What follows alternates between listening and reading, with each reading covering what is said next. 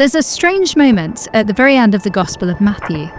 Jesus is standing on a mountaintop giving his final commands to his disciples, and he says, "Go and make disciples of all nations, baptizing them in the name of the Father, and of the Son, and of the Holy Spirit." Yeah, and ever since, Christians have worshipped God as Father, Son, and Holy Spirit, all at the same time. Not three gods, or one God made out of the three parts, or one God in three different forms, but one God in three distinct persons. This is the Trinity, and it's completely unique to the Christian faith. No other faith describes God in this way. Lots of ancient mythologies and religions imagined a universe filled with many gods. Meanwhile, the Jewish faith that Christianity emerged from believed that there was only one great God who was worthy of worship. But three in one in three, a tri-unity? That was a brand new idea. It's a really difficult and mysterious idea, which can make the Christian theology of God really hard to understand. What's even more confusing is that the word Trinity isn't used anywhere in the Bible, and yet it is one of, if not the most central beliefs of the entire Christian faith. So where did this idea come from? Does it really make sense? And why do Christians believe that this is actually the most beautiful way to describe God? This is the story of the doctrine of the Trinity. In the year 170, in the city of Antioch, a Christian leader called Theophilus wrote a letter to his friend Autolycus. Autolycus was a non-Christian philosopher, and Theophilus was trying to convince him of Christianity. And in this letter, he described how Christians believed and worshipped one God who is a Trinity. This was the very first time that we know of that the word Trinity was used in Christian theology. But for Theophilus, this word was the best way of understanding how Christians had always understood the God that they worshipped, all the way back to the teachings of Jesus. Threeness language is all over the New Testament. When Jesus gets baptized, all three are there, the Father calling Jesus his beloved Son, and the Holy Spirit hovering over Jesus like a dove. When Peter, who became the leader of the early church, stood up to preach for the first time in the book of Acts, he talked about Jesus the Son, who received the Holy Spirit from the Father. And Paul often wrote about the Father, the Son, and the Holy Spirit as one unit, like when he ends his second letter to the Corinthians with the words, "The grace of the Lord Jesus Christ, the love of God, and the fellowship of the Holy Spirit be with all of you." None of these examples prove or even explain the Trinity, but they all show that the first Christians experienced God in this threefold way. They knew the Father as the one good creator of the universe. They had seen Jesus, the Son, who had come to save the world on the cross, and they had experienced the Holy Spirit in their worship. Father, Son, and Spirit were different, but they were each deserving of worship as one God. And the first Christians just couldn't get away from it. And so the real challenge for the next few generations of Christians was expressing exactly how these three persons related to one another. Some people tried to explain this by saying that the Father, Son, and Holy Spirit are just different forms that God takes when he interacts with human beings. If there is only one God, then there must only be one person who is divine, who appears to us in three modes, like water, which can be ice, liquid, and steam. This was called modalism, and it seemed to make a lot of sense. Yeah, but there was a serious problem with this. While it might make sense logically, that's just not how it's described in the Bible. Jesus prays to the Father, and the Father loves the Son. The Father sends the Spirit, and the Spirit points people to the Son. The Bible treats these three as distinct persons, and that just wouldn't make sense if the Father, Son, and Spirit were all just secretly the same person. A Roman theologian called Hippolytus was one of the first people to point out how weird the modalist position was. If modalism was true, then the Father isn't really a Father, and the Son isn't really the Son. Instead, the Father became his own Son when he was born as a human being. And that just didn't make sense. But if there can only be one God, and Jesus is really the Son of God, and not just God the Father in disguise, how can Jesus also be God? That doesn't make sense either. How can Jesus be the Son of God and God? Okay, it's about to get a bit complicated. Hippolytus noticed that in the Bible, Jesus is called the only begotten Son. Jesus could be God and Son of God because he was begotten, not created, like everything else was. You can think about it like this. When a carpenter creates something, he uses wood to make tables and chairs and so on. A builder uses bricks to make a house. An eagle uses sticks to create a nest. They don't use their own bodies. But when a human makes a baby, they make something that is the same kind of thing as themselves. That's when we use the word begotten. A human begets another human, an eagle begets another eagle. So when God creates, he creates something that is not God. But when God begets, he begets God. So the Father can create the universe, which is not God, but he begets the Son, who is God. Another way to think about it is this. What happens if you cut infinity in half? You don't get more infinity, less infinity, or half of an infinity. There's no more or less infinity, there's just a two-ness to the idea of infinity now. That's how Hippolytus thought about the Father and Jesus, the Son of God. Because Jesus is the only begotten Son of God, he is also God.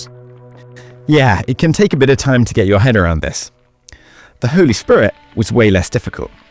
Christians weren't really questioning whether the Spirit was God. The Spirit was the very presence of God who acted in the world to give life wherever he went. And just as a human spirit is human, the Spirit of God, the Holy Spirit, is also God. There were more questions about the Spirit in later centuries, but there really wasn't much debate in the early years. That's reassuring. Yeah, so that's how people began to think about the Trinity. One God existing as Father, Son, and Holy Spirit. In the 3rd century, a Christian Roman lawyer called Tertullian gave us technical words to talk about this. God is of one substance. This is about what God is. But he exists as 3 distinct persons. That's who he is: Father, Son, and Holy Spirit. It can be a bit hard to understand, but all of this was a way to express how Christians experience the loving God who saved the world. And Tertullian also gave us some beautiful images to help us understand that. The Trinity is like a tree. The Father is like the roots where all things come from. The Son is the tree and branches, and the Spirit is the fruit that we can taste and eat. But all of it can be called the tree. Or it's like the sun, where Jesus is like the rays that we can see, and the Spirit is the warmth that we can feel, but all of it can be called the Son. But these make it sound like the Father, Son, and Spirit are just different parts of God. And that doesn't sound right either. No, you're right, these weren't perfect metaphors, but Tertullian used these images to help people imagine how God, as Trinity, revealed himself to the world. Jesus is like the rays because he is the way that we can see what God is like, and the Spirit is like the warmth because the Holy Spirit makes it possible for us to feel those rays. So Christians rejected modalism, but this led to a different problem, which you can even see in these images. If Jesus depends on the Father, doesn't that mean he's lesser than him? And if the Spirit comes from the Father through the Son, doesn't that mean he's lesser than them both? It can start to look like a chain of command with the Father at the very top. And actually, there were lots of people who thought that. They were called subordinationists because they believed the Son and the Spirit were subordinate to the Father. Father, Son, and Spirit were not equal. In fact, this was the big question at the Council of Nicaea. A teacher called Arius had become very popular, arguing that even though Jesus was the divine Son of God, because he was the Son, Arius believed there was a time Jesus didn't exist, and so Jesus must be a lesser being than the Father. But at the Council of Nicaea, the Christian leaders overwhelmingly agreed that Jesus could properly be described as well and truly, fully God. They even used a technical Greek word for it, that Jesus and the Father were homoousion, one being, meaning that Jesus, God the Son, is completely equal to God the Father. This decision also helped clarify some of the things that Jesus said during his time on earth, which seemed to contradict each other. While Jesus, as the fully human man, could say that the Father is greater than I, Jesus, as the divine, begotten Son of God, was completely equal to God the Father and could say, I and the Father are one. Jesus is fully human and completely, fully God. So while Nicaea strongly rejected subordinationism, it did cause some confusion as well. Weren't we just back to where we were? If the Father and the Son are of one being, then there's no difference between them. Isn't that just modalism again? The person who really helped clarify things was a Christian leader called Athanasius. He recognized this potential confusion and started by saying that even though Jesus was just as much God as the Father, he is not the same person as the Father. And to understand this, we have to go back to that word begotten. If Jesus is God because he is the only begotten Son of the Father, that means that the Father is the unbegotten one, the one who does the begetting. That is the difference between the Father and the Son. They are different persons. The Father is the Father and the Son is the Son.